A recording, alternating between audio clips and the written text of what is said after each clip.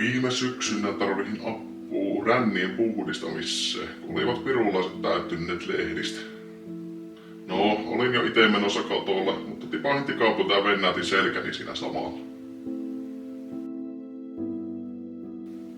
Soittelin sit kiinteistöhuoltoterolle ja sällithän tuli paikalle nopeammin kuin minä eilisiltana.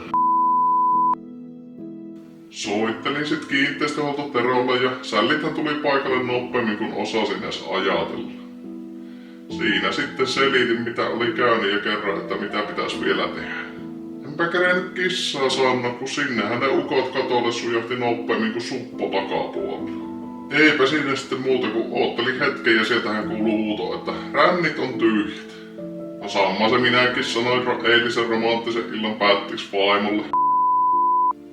No, minä kiitin palvelusta ja tarjosin heille vielä pullakahvit siitä, kun olivat niin nopeita ja palvelu oli niin tarkka. Kyllä voin suositella tätä palvelua ihan tyytyväisin mieli. Se tuo naapuri Hilkkakki jo kyseli vähän pahaa Vesan perään, kun kulma makkuuhuoneen lamppu pitäis vaihtaa. Ties sitten mitä se Vesa on mieltä.